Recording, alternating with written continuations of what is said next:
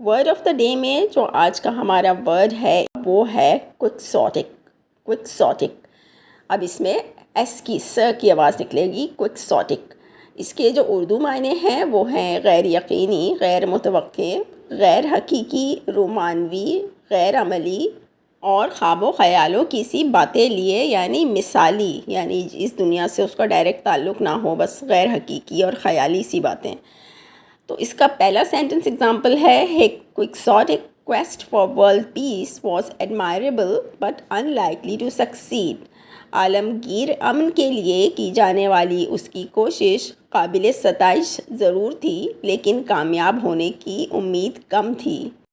Sentence example 2 ہے "Sarah had a quixotic idea of how to solve the problem, but it was worth a try." یعنی سارہ کے پاس مسئلہ حل کرنے کا ایک غیر حقیقی یا تصوراتی سا آئیڈیا تو ضرور تھا، لیکن ہمیں اسے آزما کر ضرور دیکھنا چاہیے تھا. Sarah had a quixotic idea of how to solve the problem, but it was worth a try. اور سینٹنس اگزامپل 3 آ جاتا ہے ہمارے پاس. His quixotic nature made him a lovable but unreliable friend. اس کی غیر یقینی سی طبیعت نے اسے ایک پیارا لیکن غیر قابل اعتماد دوست بنا دیا. یعنی وہ اچھا تو تھا، لیکن اس کی عادت کچھ ایسی تھی، تصوراتی دنیا میں رہتا تھا، عجیب عجیب باتیں کرتا تھا، اسی لیے ہم اس پہ زیادہ ریلائی نہیں کر سکتے تھے. اب آ جاتے ہیں اس کے سینونیمز کی لسٹ پر. تو کوکسوٹک کے سینونیمز میں انکلوڈیڈ ہیں آئیڈیلسٹک، رومانٹک، انریلسٹک، امپلسیو اور امپیچوس.